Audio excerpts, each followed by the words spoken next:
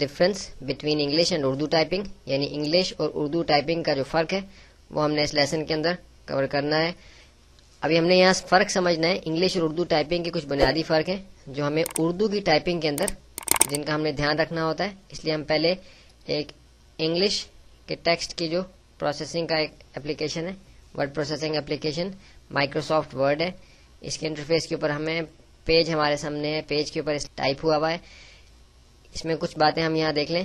کہ آپ دیکھ رہے ہیں کہ لیٹرز کا ایک مجموعہ جو ہے وہ ایک لفظ بناتا ہے، اور ہر لفظ کے بیچ میں، لیٹرز کے ہر گروپ کے بیچ میں اسپیس ہوتا ہے جس سے وہ الفاظ الگ ہوتے ہیں۔ الفاظ کے پہلے لفظ کو کیپٹل کیا جاتا ہے، خاص عموماً جملے کا جو پہلا لفظ ہے وہ کیپٹل ہوتا ہے،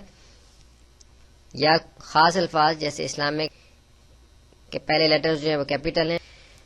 اردو کی ٹائپنگ میں کوئی ایسا کانسیپٹ نہیں ہے کیپٹل اسمال کا۔ دوسری بات، ہر لفظ الگ الگ ہے اور الفاظ کا مجموعہ، لیٹرز کا مجموعہ جو ہے وہ ایک ورڈ بناتا ہے، آپس میں ان کا کوئی تعلق نہیں ہے، جڑے ہوئے نہیں ہیں، یعنی آئی اور ایس کو آپ کو کوئی ایسا پریشانی نہیں ہے اس میں کہ اگر یہ کوئی اور لفظ آپ یہاں لگائیں تو یہ جڑ جائے گا آپس میں، کوئی ایسی چیز کا دھیان ہمیں نہیں رکھنا ہوتا انگلش کی ٹائپنگ میں، جبکہ ہمیں اردو کی ٹائپنگ میں اس بات کا بھی دھیان رکھنا ہوتا ہے کہ الفاظ کا آپس کا جو جڑنا ہے وہ کس ترتیب سے ہے، اس لیے ہمیں ٹائپنگ کرتے ہوئے اس بات کا بھی دھیان رکھنا ہوتا ہے۔ اسپیس اسی طرح سے دیا جاتا ہے جیسے انگلش کے الفاظ میں اسپیس ہے، اردو کے الفاظ میں بھی اسپیس دیا جاتا ہے۔ کیپٹل اسمال کا کوئی کانسیپٹ نہیں ہے، اور الفاظ کا آپس کا تعلق بھی جو ہے وہ بہت اہم ہے اردو کی ٹائپنگ کے دوران۔ انگلش کی ٹائپنگ میں آپس کا تعلق کوئی خاص اہمیت نہیں رکھتا، کیونکہ اگر آپ کو غلط لفظ لگائیں گے تو وہ اسپیلنگ غلط ہو جائیں گے، لیکن وہ جوڑ کے کوئی تیسرا مجموعہ نہیں بن جائے گا الفاظ کا، جبکہ اردو کے اندر اگر الفاظ کو آپس میں صحیح ترتیب سے نہ رکھا جائے تو وہ آپس میں جوڑ کے کچھ اور ترتیب بنا لیتے ہیں۔ اس کی تفصیل کو ابھی ہم آگے جا کے سمجھتے ہیں۔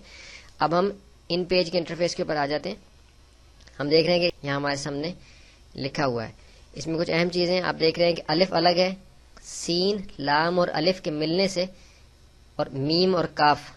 الگ الگ ہیں۔ اگر کاف الگ ہوتا تو یہ اسلام بن جاتا، اور کاف جوڑنے سے اسلامک بن گیا، میم اور کاف آپس میں جڑ گئے۔ انگلش کی ٹائپنگ میں کوئی ایسا آپس میں الفاظ کے جڑنے کا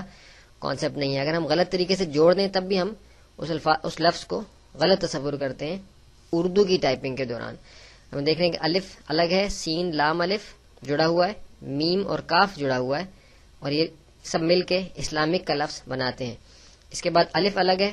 کاف، یہ اور ڈال جو ہے یہ جڑے ہوئے ہیں، اور میم یہ اکیڈمی کا میم یہ جو ہے یہ جڑے ہوئے ہیں، اسلامک الگ، اکیڈمی میں کاف یہ ڈال اور میم یہ جوڑ کے اکیڈمی۔